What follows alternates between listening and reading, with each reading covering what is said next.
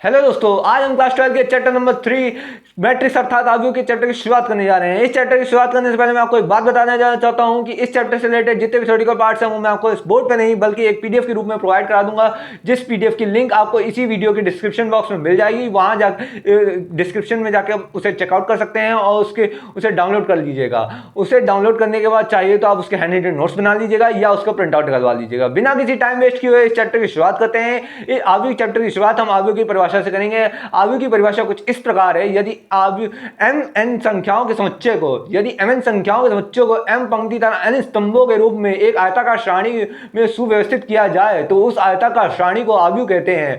आव्यूह को हमेशा एक अल्फाबेटिकल ऑर्डर यानी a b c d dot dot dot dot x y z के रूप में डिनोट किया जाता है। परंतु ये एक बात याद रखिएगा, इस अल्फाबेटिकल ऑर्डर में जितने भी अल्फाबेट लिए जाएंगे वो हमेशा कैपिटल ऑर्डर में लिए जाएंगे। कैपिटल लेटर्स मतलब देंगे, जैसे कि a b जो भी हो कैपिटल लेटर्स होंगे। और आव्यूह में जो अवयव यानी पंक्ति तथा स्तंभ में जो अवयव पाए जाते हैं उन अवयवों को हम एक बड़े ब्रैकेट के रूप में डिनोट करेंगे। ब्रैकेट के अंदर डिनोट करेंगे, मतलब ब्रैकेट के रूप में नहीं, अंदर डिनोट करेंगे। और हमेशा आव्यूह को एक आइडेंटिकल आव्यूह की पहचान मैंने आपको पेशकश की है। एक आइडेंटिकल आव्यूह कुछ इस प्रकार होता है। यदि किसी आव्यूह में m पंक्ति तथा n स्तंभ हो तो उसे a11 a12 a13 dot dot dot a1n a21 a22 a23 dot dot a2n dot dot dot dot am1 am2 am3 dot dot dot amn के रूप में व्यवस्थित किया जाता है। और इसमें पहला जो भी होता है नंबर वो पंक्ति को डिनोट करता है और दूसरा नंबर हमेशा स्तंभ को डिनोट करेगा। जैसे मैंने लिख लिया a11, तो आप समझ लीजिएगा कि a11 वो अवयव होगा, उस अवयव का वो अवयव होगा जो पहली पंक्ति तथा पहली पंक्ति और पहले स्तंभ में आएगा, उसे a11 अवयव कहेंगे। जैसे मान लीजिए हमें इस पंक्ति ये जो एक अवयव दिया है इसमें हमें a12 ज्ञात करना है, यानी पहली पंक्ति हो गई, दूसरा स्तंभ यानी a12 इसमें b होगा। एक ये हो गया और एक और आपको समझा दे रहा हूं, जैसे a32 तो इसमें a32 ये होगा f, क्योंकि इसमें पहले 1 2 3 ये 3 पंक्तियां हो गई, दूसरे स्तंभ में जाएंगे तो ये अल्फाबेटिकल ऑर्डर होगा। तो इसका एक पोजीशन का नाम होता है a32। ये सारे एक मतलब जो आव्यूह होगा उसमें पोजीशंस के नाम होते हैं, उसे ऐसे डिनोट किया जाता है। और इसके और भी प्रकार होते हैं, उन प्रकारों को हम अभी समझेंगे। मैं आपको बोर्ड पे लिख के समझाता हूँ।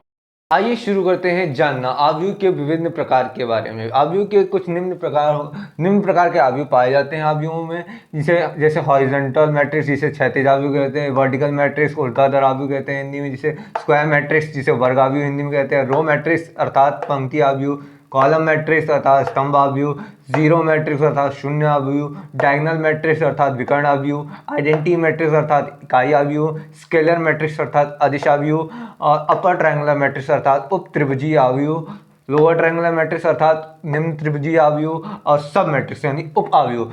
आइए एक एक करके इन सब के बारे में जानना शुरू करते हैं। हॉरिजॉन्टल मैट्रिक्स अर्थात क्षैतिज आव्यूह, ऐसा आव्यूह जिसमें पंक्तियों की संख्या स्तंभों की संख्या से कम होती है उसे क्षैतिज आव्यूह यानी हॉरिजॉन्टल मैट्रिक्स कहते हैं। जैसे कि एक आव्यूह में मान लीजिए ये 2/3 का कोई आव्यूह है, इसमें ABCDEF का आव्यूह है, जिसमें पंक्ति की संख्या मतलब इसमें 2 पंक्तियां हैं, सिर्फ स्तंभ 3 है, इसे पंक्ति की संख्या स्तंभों की संख्या से कम है, अर्थात यह एक क्षैतिज आव्यूह या इसे हॉरिजॉन्टल मैट्रिक्स कहते हैं।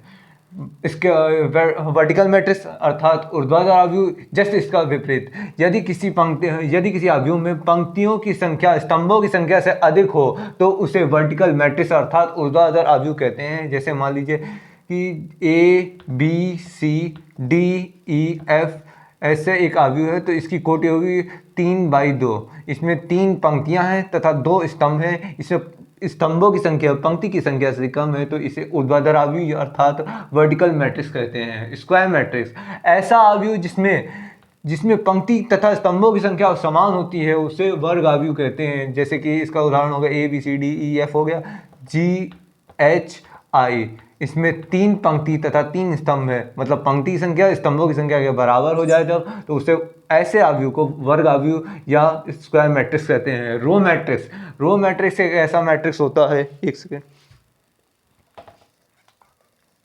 मैं आपको समझाता हूँ। रो मैट्रिक्स एक ऐसा मैट्रिक्स होता है जिसमें सिर्फ एक रो पंक्ति पंक्ति या मतलब रो, जिसे इंग्लिश में रो कहते हैं, सिर्फ एक पंक्ति या एक रो होती है, उसे रो मैट्रिक्स कहते हैं। जैसे A B C, इसमें सिर्फ एक पंक्ति है, 0 रो, 3 एक पंक्ति तथा 3 स्तंभ हो, यानी कि सिर्फ पंक्ति की संख्या एक हो तो उसे पंक्ति आव्यूह कहते हैं, रो मैट्रिक्स कहते हैं। और यदि किसी ऐसा आव्यूह हो जाए जिसमें स्तंभ की संख्या एक हो और उससे क्या कहते हैं पंक्ति की संख्या एक से ज़्यादा हो तो उसे क्या कहते हैं स्तंभ आव्यूह यानी कॉलम मैट्रिक्स कहते हैं। मान लीजिए एक हमने आव्यूह मान लिया ABC, जिसमें स्तंभ की पंक्तियों की संख्या तो 3 है पर स्तंभ की संख्या 1 है, अर्थात इकाई होगा। तो अगर पंक्तियों की संख्या इकाई हो गई तो उसे पंक्ति आव्यूह कहते हैं, और आव्यूह स्तंभों की संख्या इकाई हो जाए तो उसे स्तंभ आव्यूह कहते हैं। और जीरो मैट्रिक्स एक ऐसा मैट्रिक्स हो जिसमें कोई भी मतलब अवयव हो, जो सारे के सारे अवयव जिसमें जीरो पाए जाएं। जैसे ए मान लिया ये 3/3 का तो आव्यूह है, परंतु इसमें उपस्थित सारे अवयव शून्य हैं तो इसे शून्य आव्यूह या जीरो मैट्रिक्स कहते हैं। इसे एक सिंपली फॉर्म में भी डिनोट कर सकते हैं जीरो के रूप में, ऐसे भी आप इसे डिनोट कर सकते हैं। ठीक, अब डायगोनल मैट्रिक्स के बारे में जानना शुरू करेंगे।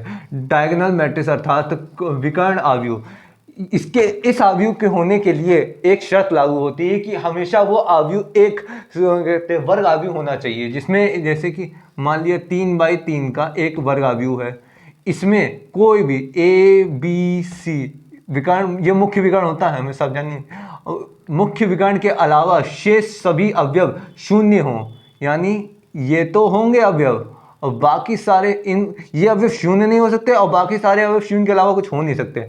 तो तब ऐसी मतलब कंडीशंस में तो हो जाए तब उसे विकर्ण आव्यूह कहते हैं, डायगोनल मैट्रिक्स जिसे इंग्लिश में कहते हैं। आइडेंटिटी आव्यूह में बस आप इतना समझ लीजिए, यानी इकाई आव्यूह में यहाँ पर ABC नहीं बल्कि 1 हो जाए, मतलब आइडेंटिटी एक इकाई हो जाए, रहेगा विकर्ण आव्यूह एक तरीके से। बस वहां पर ABC अलग अलग भी हो सकते हैं पर यहाँ पर हमेशा सिर्फ एक ही होगा, मतलब समान भी होंगे और एक के अलावा कुछ और हो भी नहीं सकता। ठीक, अब हम अदिश आव्यूह के बारे में जानें। ये भी लगभग एक ही समान है, बस इसमें अंतर इतना है कि इसमें मुख्य विकर्ण जो होता है, मतलब ये भी एक वर्ग आव्यूह क्या कहते हैं वर्ग आव्यूह होना ही चाहिए, 3/3 का मान लेते हैं हम, और इसमें कोई भी होगा वो हमेशा समान होंगे और बाकी सारे अवयव शून्य होंगे। मुख्य विकर्ण के सारे अवयव समान होंगे और बाकी शून्य होंगे। तो इसमें हम एक बात ये भी कह सकते हैं कि जो अदिश आव्यूह होता है, अदिश आव्यूह में इकाई आव्यूह भी आता है, परंतु हम ये नहीं कह सकते कि इकाई आव्यूह में भी अदिश आव्यूह आता है। ये पूरी तरीके से बात सही नहीं होगी, पर अदिश आव्यूह के अंदर इकाई आव्यूह आता है, क्योंकि यहाँ पर एक बराबर होने चाहिए, तो यहाँ पर तो 1 भी हो सकता है, 2 भी हो सकता है, या कुछ भी अन्य संख्या जितनी भी दुनिया में मौजूद है वो सारी यहाँ हो सकती हैं। बस एक समान होनी चाहिए और बाकी सारे अवयव शून्य होने चाहिए। ये अदिश राशि मतलब स्केलर मैट्रिक्स की परिभाषा होगी। अपर ट्रायंगुलर मैट्रिक्स, इसको जानने के लिए थोड़ा दिमाग नहीं लगाना पड़ेगा आपको, बस एक बात याद है कि इसके नाम से ही आप इसे पहचान सकते हैं। अपर ट्रायंगुलर मतलब ऊपर त्रिभुज होना चाहिए हमेशा। इसके लिए भी एक मान लेंगे, एक वर्ग आव्यूह होता ही होता है, 3/3 का वर्ग आव्यूह मान लिया, जैसे ये उसका मुख्य विकर्ण हो गया। इस मुख्य विकर्ण और इस मुख्य विकर्ण के ऊपर के अवयव तो होंगे, जैसे ABCDEF, ठीक, परंतु इस मुख्य विकर्ण के नीचे के सारे अवयव शून्य होंगे, मतलब ये 3 अवयव शून्य होंगे और मुख्य विकर्ण और इसके ऊपर के अवयव होंगे, तो ये ऊपरी त्रिभुज आव्यूह कहलाएगा, जिसे इंग्लिश में अपर ट्रायंगुलर मैट्रिक्स कहते हैं। और जस्ट इसका उल्टा लोअर ट्रायंगुलर मैट्रिक्स होता है, वो भी मैं आपको दिखाता हूं बना के। लोअर ट्रायंगुलर मैट्रिक्स में बस इतना होता है कि जो मुख्य विकर्ण होगा, मतलब एक स्क्वायर ऑफ मैट्रिक्स होगा ही होगा, ये मान लेते हैं हम 3/3 का स्क्वायर, ऐसे नहीं, सॉरी,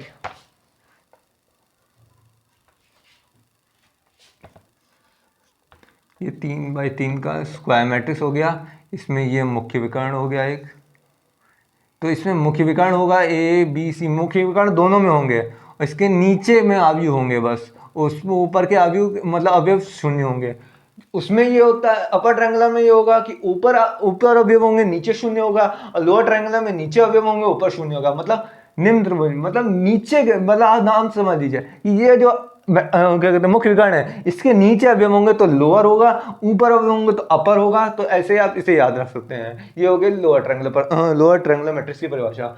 अब जानेंगे सब मैट्रिक्स क्या होता है। जैसे हमने मान लीजिए एक मैट्रिक्स लिया A B C D E F G H I, ये 3x3 का वर्गावी हो गया। अब इसमें से हम कोई एक पंक्ति, मतलब ये ले लिया, तो इसे अगर हम छोड़ दें या एक स्तंभ को छोड़ दें तो उसके बाद जो अवयव बचता है, जैसे एक पंक्ति हमने छोड़ दी तो एक अवयव हमारा बी बन सकता है, ये D E F G H आई, ठीक। तो ये 2x3 का हो जाएगा। अगर हमने ये ए बी सी डी छोड़ा था, अगर हम एक स्तंभ छोड़ दें, एक पंक्ति, कुछ अभी तो हमने पंक्ति छोड़ी, अब हम स्तंभ छोड़ देंगे तो एक तीसरा अभी तैयार होगा, वो कहलाएगा, जैसे ये स्तंभ छोड़ा है तो B C E F H I, तो इसमें 3/2 का ये हो जाएगा। वो 2x3 का था, ये 3/2 का हो गया। तो आप ये ऐसा समझ सकते हैं, इसमें कोई एक पंक्ति या पूरा एक स्तंभ छोड़ दें तो जो अवयव प्राप्त होता है उसे ही हम उप अवयव कहते हैं। नाम से समझिए सब मैट्रिक्स, जैसे कोई भी किसी भी चीज का सब उप हो, मतलब दूसरा इसका पार्ट ही हो पर पूरा ना हो, उसे उप अवयव कहते हैं। और भी इसके बहुत से प्रकार होते हैं, परंतु आपके कोर्स में सिर्फ इतने ही आते हैं। अब इन सारी परिभाषाओं और अवयव की परिभाषा से रिलेटेड हम क्वेश्चन स्टार्ट करेंगे।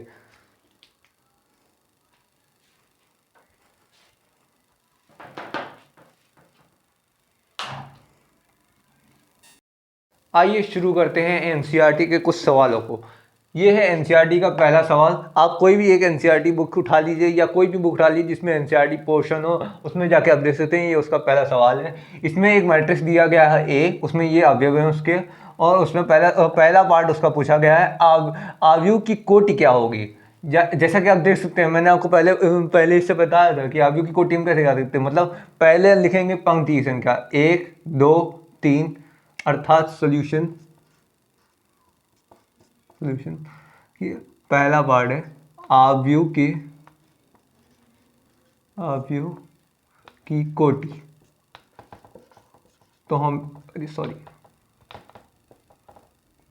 अवयव की कोटि, तो इसमें पहले नंबर में पंक्तियों की संख्या लिखते हैं, तो 1 2 3, इसमें 3 पंक्तियां हैं। और स्तंभ, उसके बाद क्रॉस लगा के इसके क्या कहते हैं स्तंभों की संख्या लिखते हैं, 1 2 3 4। तो अर्थात ये 3/4 कोटि का अवयव है ए। और इसमें अब इसके दूसरा पार्ट पूछा गया अवयवों की संख्या। अवयवों की संख्या निकालने के लिए कोई डिफिकल्ट पार्ट नहीं है इसमें, इसको हम दूसरा नंबर लिखेंगे अवयवों की संख्या। अवयवों की संख्या निकालते हैं तो अवयवों की संख्या या तो आप निकाल लीजिए एक एक करके, 1 2 3 4 5 6 7 8 9 10 11 12, ऐसे आप गिन के निकाल सकते हैं। पर जब कोई बड़ा अवयव होगा तो हम इतनी देर हम नहीं लगा सकते ना। तो हमें एक सिंपल ट्रिक होती है कि जितना ये है इसको तो हम वैसे हम क्रॉस पढ़ते हैं, जब अवयवों की संख्या पूछी जाए तो उसकी कोटि को गुणा करके, मतलब इसको गुणे का साइन मान के इसको गुणा करके जितने आए, मतलब 12, इसमें 12 अवयवों की संख्या है इसकी। इस अवयव में से 12, ये अवयव 12 अवयव कंटेन करता है, इसका मतलब है 3 × 4 12। ठीक। अब इसका तीसरा पार्ट पकड़ेंगे तो उसमें होगा अवयव एक, तीसरा पार्ट, एक सेकेंड, अवयव निकालने हैं A13 A21 A33 A24 और A23, अर्थात पहली पंक्ति का तीसरा स्तंभ, पहली पंक्ति तीसरा स्तंभ यानी 19।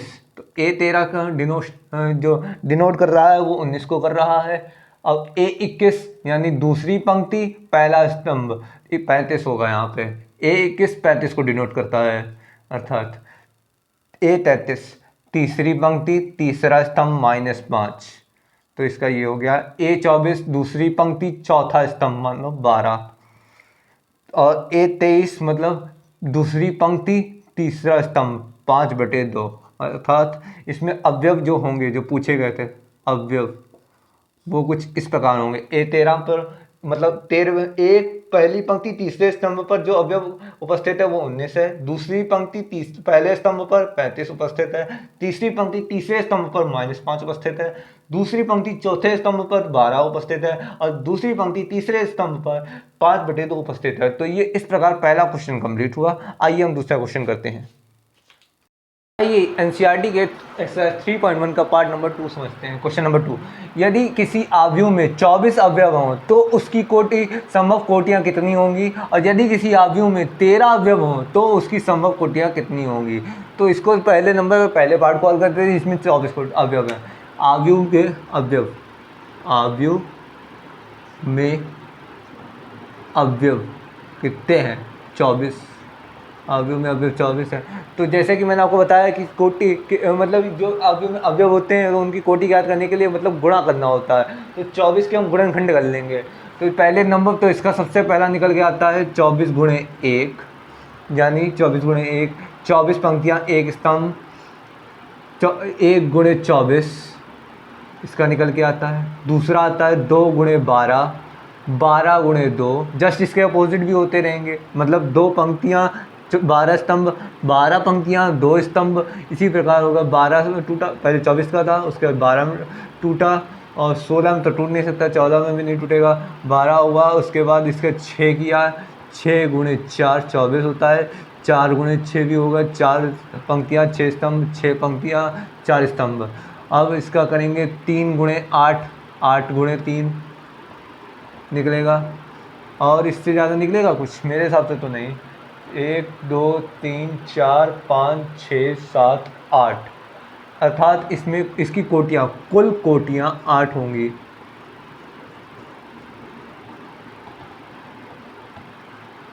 तो पहले वाले का हो गया। अब दूसरा पार्ट निकालेंगे, ये पहला पार्ट था। दूसरे पार्ट में जब अवयव में अवयव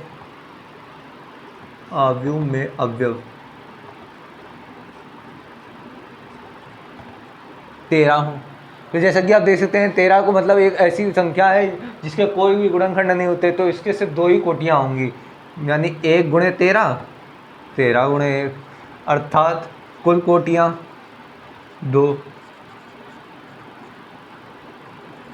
जब 24 अवयव होते हैं तो उसकी 8 कोटियाँ पाई जाएंगी, और जब मतलब 13 अवयव होंगे तो इसमें सिर्फ 2 ही कोटियाँ संभव होंगी, अर्थात इस सवाल के 2 आंसर दोनों के दोनों निकल आए।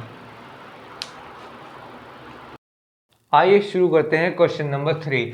यदि किसी अवयव में 18 अवयव हों तो उसकी संभव कोटियाँ क्या होंगी, और यदि किसी अवयव में 5 अवयव हों तो उसकी संभव कोटियाँ क्या होंगी। तो चलिए पहले इसका पहला पार्ट करते हैं। यदि अवयव में अवयव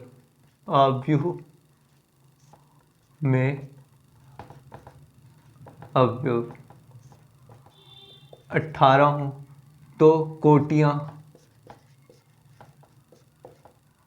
संभव हो सकती हैं। जैसे 18 गुणे 1 सबसे पहले कर लेंगे, फिर 1 गुणे 18 हो गया, फिर अगर इसको तोड़ेंगे तो 6 गुणे 3, 3 गुणे 6, 9 गुणे 2, 2 गुणे 9, इसके अलावा हमारे पास नहीं आती। 18 गुणे 1, 1 गुणे 18, 6 गुणे 3, 3 गुणे 6, 9 गुणे 2, 2 गुणे 9, तो अर्थात इसकी कुल कोटियाँ होंगी, कुल कोटियाँ 1 2 3 4 5 6, 6 कुल कोटियाँ इसकी संभव होंगी। अब यदि 5 अवयव हो, सेकंड पार्ट इसका, अवयव में अवयव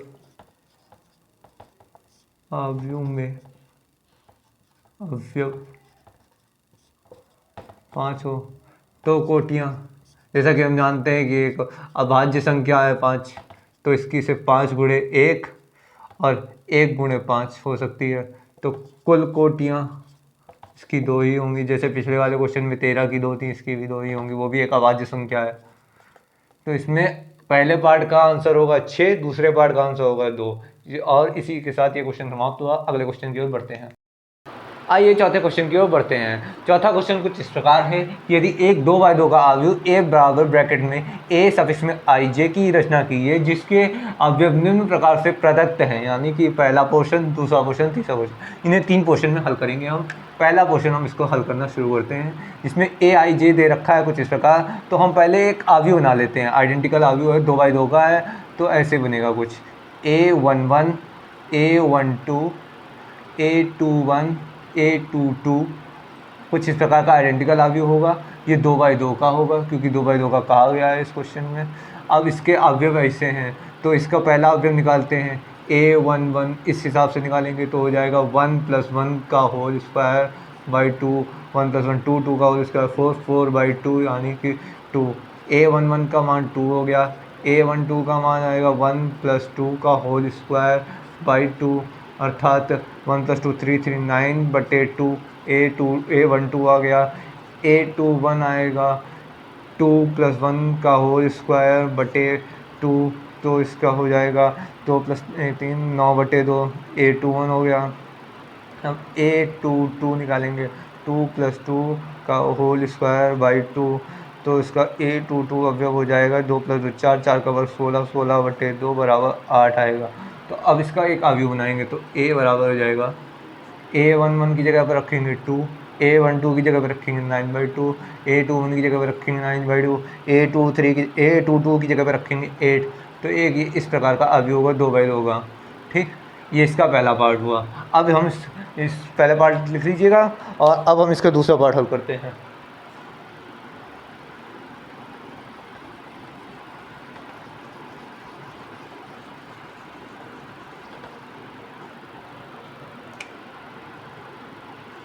दूसरे पार्ट में ए आई जे का मान कुछ इस प्रकार है। हमने पहले भी आपको a11 बना के दिखा दिया, अब वो नहीं बनाएंगे, हम सीधे मान निकालेंगे। a11 का मान आएगा 1/1 अर्थात 1। a12 का मान आएगा 1/2 मतलब 1/2 ही रहेगा इसका लिखने की कोई जरूरत ही नहीं, वो 0.5 लिख नहीं सकते। a21 निकालेंगे तो 2/1 मतलब 2 आएगा। a22 निकालेंगे तो 2/2 बराबर 1 आएगा। तो इसका एक जो अवयव बनेगा वो होगा कुछ इस प्रकार, a11 की जगह 1 रखेंगे, a12 की जगह पर 1/2 रखेंगे, a21 की जगह पर 2 रखेंगे, a22 की जगह 1 रखेंगे। तो ये इसका दूसरे मेथड से जो एक अवयव बनेगा वो इस प्रकार होगा। अब आइए तीसरा इसका पार्ट करते हैं, जो वो रेखा है। एक सेकेंड,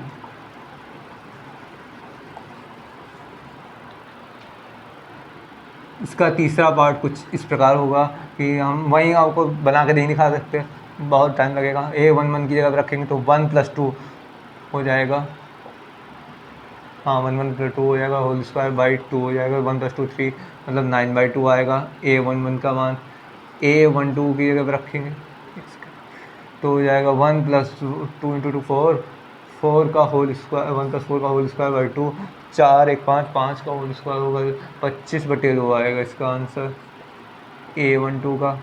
a21 की जगह मान रखेंगे तो हो जाएगा 2+2 का होल स्क्वायर बाई 2, 2+2 का 4, 4 का होल स्क्वायर 16/2 मतलब 8 आएगा। a21 का मान आएगा। a22 की जगह पर रखेंगे तो हो जाएगा 2+4 का होल स्क्वायर बाई 2, 4+2 6, 6 दूनी 36, 6 का वर्ग होगा 36/2 मतलब 18। तो a22 की जगह होगा। तो इसका जो अवयव बनेगा वो कुछ इस प्रकार होगा, a11 की जगह पर रखेंगे 9/2, a12 की जगह पर रखेंगे 25/2, a21 की जगह पर रखेंगे 8, a22 की जगह पर रखेंगे 18, हाँ 18। तो ये 2/2 का एक अवयव होंगे जो इस क्वेश्चन में पूछा गया था। वो तीनों पार्ट मैंने आपको हल करके दिखा दिया, ये इसका सोल्यूशन रहा और ये इसका तीसरे पार्ट का आंसर रहा। आइए अब चौथे क्वेश्चन की ओर बढ़ते हैं। आइए पांचवें क्वेश्चन की ओर बढ़ते हैं। पांचवा क्वेश्चन कुछ इस प्रकार है, जिसमें लिखा है एक अवयव 3/4 कोटि का अवयव है जो a बराबर आई जे है। पिछले क्वेश्चन की तरह लगभग है, बस इसमें a आई जे के मान परिवर्तित कर दिए गए हैं। तो हमें 3/4 कोटि का अवयव निकालना होगा। तो हम निकालना चाहेंगे तो 3/4 का कुछ अवयव ऐसा कहलाएगा, a11, a12, a13, a14 ... a21, a22, a23, a24, a31, a32, a33, a34, यानी कि इसमें 3 पंक्तियाँ हो गई, 4 स्तंभ हो गए, 3/4 का ये अवयव हो गया। अब हम निकालेंगे इसके अवयवों की संख्या, जैसे कि यहाँ पे ये मान पहले के लिए निकाल रहा हूँ मैं। a11 यहाँ मान रखेंगे तो 1/2 ब्रैकेट में -3 प्लस का 1, और ये मॉडुलस का साइन है ना कि ब्रैकेट लगा है, तो मॉडुलस के बाहर सब आपको पता है कि प्लस हो जाता है। तो माइनस प्लस -2 होगा, और -2 बाहर निकल गया होगा तो प्लस का 2/2 होगा, तो 1 हो जाएगा a11 का मान। अब इसका दूसरा मान निकालेंगे a12 का मान निकालने पे तो यहाँ पर रखेंगे तो इसका मान होगा 1/2, सॉरी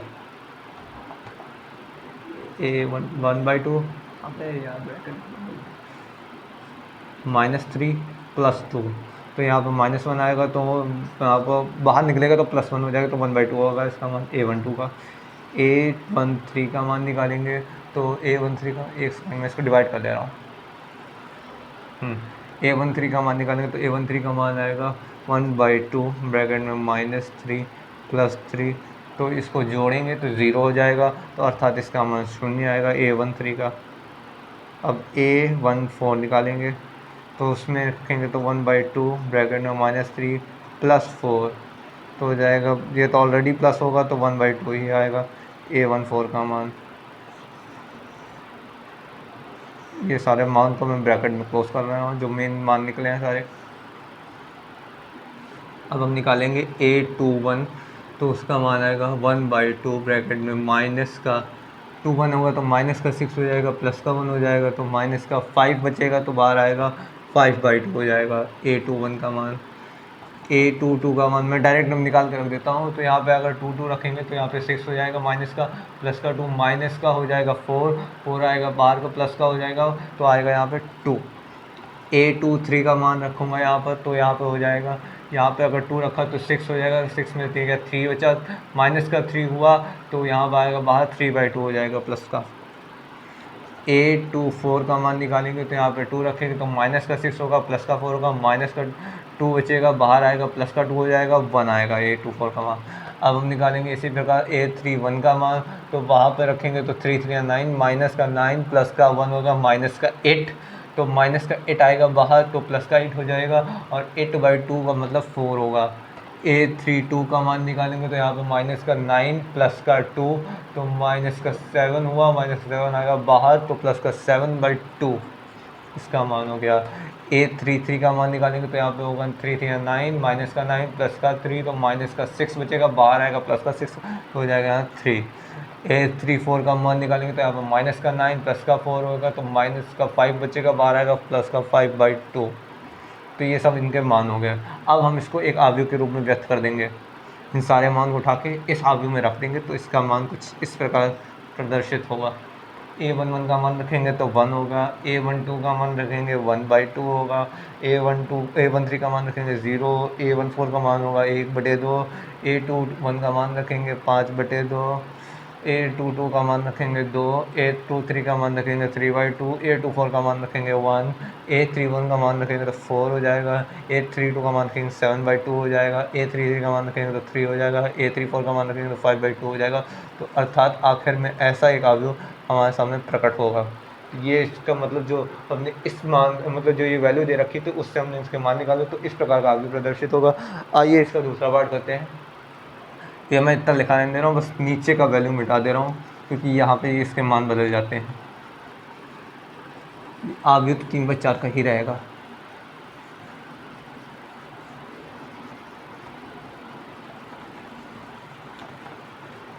फटाफट मिटा देता हूँ।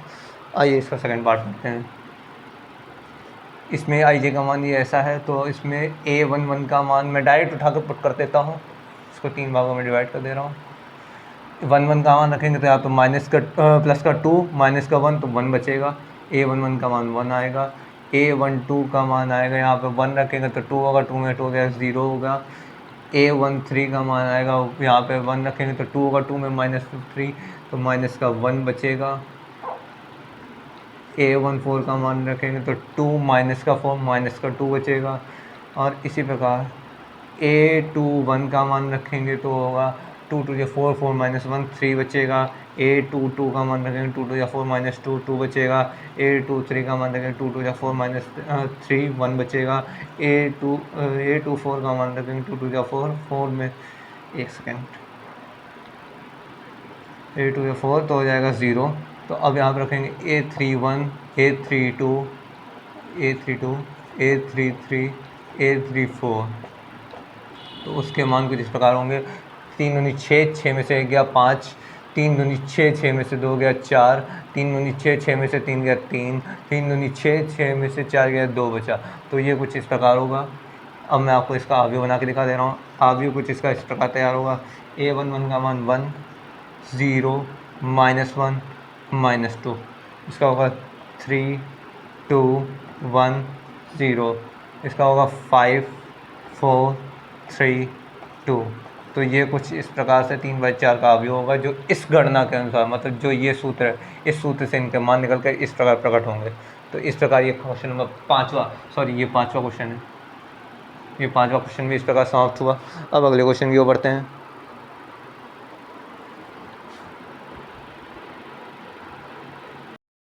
आइए बढ़ते हैं अपने अगले क्वेश्चन, छठे क्वेश्चन की तरफ। इस क्वेश्चन में पूछा गया यदि ये तीन अलग अलग क्वेश्चन दी गई हैं, इन तीनों में से x, y, z के मान ज्ञात करने हैं। आइए पहले एक प्रॉपर्टी मैं आपको बता देना चाहता हूँ। यदि दो अवयव की मतलब कोटियाँ अगर समान होती हैं और दोनों के बीच में इक्वल का साइन लगा हो, तो उस अवयव का पहला जो अवयव होगा वो दूसरे अवयव के पहले अवयव, दूसरा अवयव पहले अवयव के दूसरा अवयव, दूसरे अवयव के दूसरे अवयव के बराबर होगा हमेशा।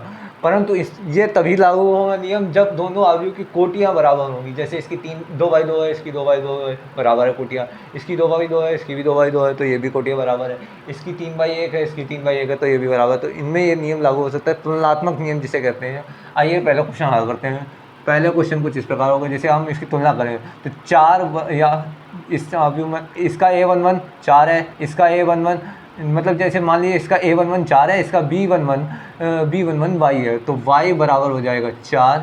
जैसे आप इसका देख सकते हैं, इसका 22 और इसका a22 और b22 बराबर है, तो उसी प्रकार ये भी बराबर होगा। तो z बराबर हो जाएगा 3 और x बराबर हो जाएगा 1 तुलना करने से। तो ये इसमें पहले क्वेश्चन के आ गया आंसर। अब दूसरे क्वेश्चन भी करते हैं। इसमें तो सिंपल था, डायरेक्ट हमने कर दी। अब इसे थोड़ा हल करना पड़ेगा। इसमें हो जाएगा x + y बराबर हो जाएगा 6, 5 + z बराबर हो जाएगा 5, और क्या कहते हैं x y = हो जाएगा 8। तो अगर हम इसे हल करना चाहें तो हम इसे कैसे लिख सकते हैं, 5 + z, तो यहाँ से हम 5 का मान z का मान निकाल सकते हैं 0। तो अगर z का मान 0 है तो भी हमें, अगर यहाँ से निकालेंगे तो हम निकाल सकते हैं x बराबर 8/y। तो ये मान हम यहाँ पुट कर देंगे तो 8/y + y = 6। अगर इसको गुणा करेंगे तो 8 + y² बराबर 6y, क्रॉस मल्टीप्लाई करा दी मैंने। अब इसको हल करेंगे y² + 6 नहीं -6y + 8 = 0। अब इसके गुणनखंड वाली प्रक्रिया आपको पहले से पता होगी। ऐसे गुणनखंड करेंगे, जोड़ने से 6 आया, 4 दूनी 8 होता है और 4 + 2 = 6 होगा। तो यहाँ लिख देंगे y² -4y -2y + 8 = 0। अगर यहाँ कॉमन निकालेंगे y तो y -4, और यहाँ पे -2 निकालेंगे तो y -4 = 0। तो एक हो जाएगा y -4 और एक ब्रैकेट में हो जाएगा y -2। तो अगर हम इसकी तुलना करें तो y -4 = 0 और यानी कि या y -2 = 0। तो एक बार y का मान आया 4, एक बार y का मान आया 2। तो दोनों ही मानों के लिए x का मान भी निकालेंगे। तो इसमें x का मान आएगा, अगर y का मान 4 है तो हम यहाँ पे x का मान दे सकते हैं 2 होगा। अगर y का मान 2 है तो x का मान 4 होगा, तभी जाके ये इक्वेशन सेटिस्फाई होगी। तो अर्थात हमें x के मान भी 2 मिले, 2,4, y के मान भी 2 मिले, 4,2, और z का मान हमें मिला 0। तो इसके लिए सेकंड पार्ट के लिए आपको ये मिल गया। अब आइए थर्ड पार्ट चेक निकालते हैं। इसमें दे रखा है x + y + z = 9। x + z = मतलब दे रखा है 5, तो y + 5 = 9, तो y = 4 हो गया। ठीक, अब y = 4 हो गया तो हमें पता है y + z = 7 है, तो हम y का मान यहाँ रख देंगे। तो z = 7 -4 तो z का मान आ गया अपने आप 3। तो z का मान 3, y का मान 4, तो हम इससे सीधे मान अब पूरा निकालने के बजाय हम यहाँ रख देंगे। तो x + z जब हमें पता है कि 5 है तो x का मान आएगा 2।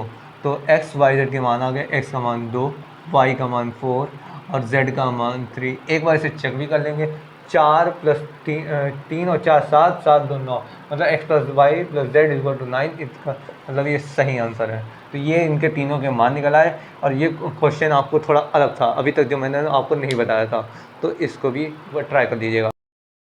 आइए दोस्तों, हम क्वेश्चन नंबर अपने 7 की ओर बढ़ते हैं। क्वेश्चन नंबर 7 कुछ इस प्रकार है कि समीकरण ये दे रखा है आपको पूरा, इसमें से a b c d के मान ज्ञात करने को कहा गया है। आइए इसे शुरू करते हैं। जैसे पिछला क्वेश्चन किया था वैसा ही है ये एक और क्वेश्चन सोल्यूशन। अगर यहाँ पर हमें ज्ञात करना है तो हम इसकी कंपैरिजन कर सकते हैं। तो यहाँ पर आएगा a - b का मान होगा -1, 2a - b का मान होगा 0, 2a + c का मान होगा 5, 3c प्लस डी का मान होगा आपका 13।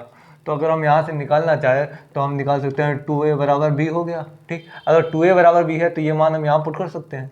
b की जगह 2a रख देंगे, a minus 2a is equal to -1, तो a minus 2 minus a is equal to -1, तो हम ज्ञात कर सकते हैं कि a बराबर 1 हो गया। अगर a बराबर 1 है तो b बराबर ऑटोमेटिकली 2 हो जाएगा, क्योंकि a 2a के बराबर है।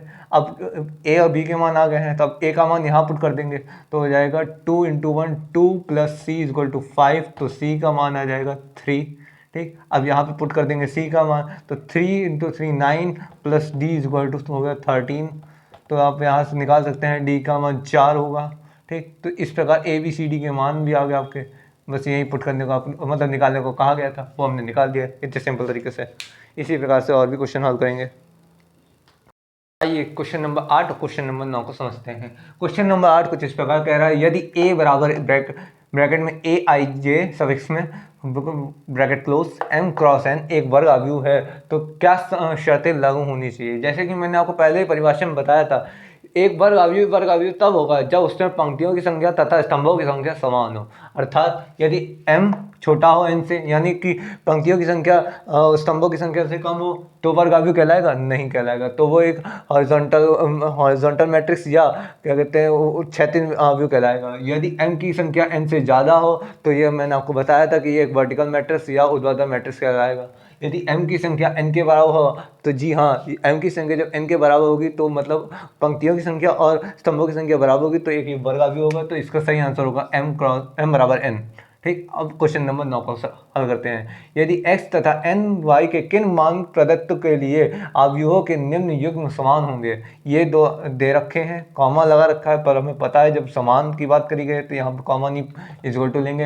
अगर हम इसकी तुलना करेंगे तो इसमें क्या कौन से मान है जो इसको सेटिस्फाई करेंगे। लाइए चेक करके देखते हैं कि कौन से मान सेटिस्फाई करते हैं। 3x + 7 is equal to 0। ठीक, तो एक और ले लें 2 - 3x इज इक्वल टू 4। अब इन दोनों मानों से x का मान निकालें, मतलब दो समीकरणों से x का मान निकालने की कोशिश करेंगे, तो x का मान इस समीकरण से आएगा -7/3, और इस समीकरण से आएगा तो इधर जाएगा तो हो जाएगा -2, और x का मान आएगा -2/3 शायद, हाँ 2/3, क्योंकि x के मान दो अलग अलग दिए गए हैं और इन समीकरणों में सिर्फ x का मान एक ही दिया गया है। तो इसका सीधा साधा उत्तर होगा ज्ञात करना संभव नहीं है, क्योंकि अगर इसके मान यहाँ पे भी दो दिए होते तो इनमें से कोई होता। जब हमें पता है कि यहाँ पे x के दो मान हैं, हम दोनों को नेग्लेक्ट नहीं कर सकते, क्योंकि दोनों के अगर इसका मान इसमें रखेंगे तो इसका ये सेटिस्फाई नहीं होगा, और इसका मान इसमें रखेंगे तो सेटिस्फाई नहीं होगा। तो मतलब हर किसी के लिए अलग अलग है, और यहाँ पे सिर्फ x के हर समीकरण में मतलब a b c d में देखेंगे तो एक ही एक है, तो इसीलिए हम सीधा आंसर टिक करेंगे। ज्ञात करना अभी संभव नहीं है, क्योंकि अगर दो होते तो एक बार चेक करते। ठीक है, अब अगले क्वेश्चन की ओर बढ़ते हैं। आइए शुरू करते हैं आज का आखिरी सवाल। प्रश्न नंबर 10 कहता है कि 3/3 कोटि के ऐसे अवयवों की कुल कितनी संख्या होगी जिनकी प्रत्येक प्रविष्टि 0 या 1 है। तो इसको हल करने का तरीका मैं आपको सिखाता हूँ। जैसे कि 3/3 कोटि है तो अवयवों की संख्या इसमें हो जाएगी, आपको मैंने जैसे बताया था कि इनकी कोटि जितनी होती है उनको गुणा करके देख लीजिए, उतने ही इनके अवयव होंगे। तो इनके अवयवों की 3/3 का होगा 9 अवयवों की संख्या हो गई। अब चयन करने के लिए, अब चयन करने की विधियाँ, चयन करने की विधियाँ हो जाएगी 2 0 या 1, क्योंकि यहाँ पर दिया ही गया 0 या 1। ठीक, अब चयन करने के अगर इसलिए 9 संख्याओं को चयन करने संख्याओं को चयन करने की विधियाँ तो हो जाएगी 2 की घात 9। 2 की घात 9 का मान होता है आपको जैसे पहले से ही पता होगा 512, तो अर्थात इसका आंसर होगा 512। अर्थात 512 अवयव ऐसे होंगे जो 0 या 9 0 या 1 होंगे और उनकी कोटि 3 क्रॉस 3 की होगी। तो 512 ऐसे अवयव पाए जाएंगे अवयवों में। तो इसी से के साथ आज की ये एक्सरसाइज पूरी ख़त्म होती है। आज के वीडियो में मैंने आपको इस अवयव का पूरा इंट्रोडक्शन पढ़ाया और इसकी एक्सरसाइज एनसीईआरटी की पूरी एक एक्सरसाइज हल करके दिखा दी है। अगले वीडियो में मैं अगली एक्सरसाइज लेके आऊँगा। तब तक के लिए शुक्रिया, धन्यवाद, सलामत रहें। तो दोस्तों आज का वीडियो आपको कैसा लगा मुझे आप प्लीज़ कमेंट बॉक्स में ज़रूर बताएं। अगर आपको कोई भी परेशानी हो तो आप कमेंट बॉक्स में टेक्स्ट कर सकते हैं, मैं उसको देख के आपकी सारी परेशानी दूर करने की कोशिश करूँगा। और please do subscribe our channel and like the video also.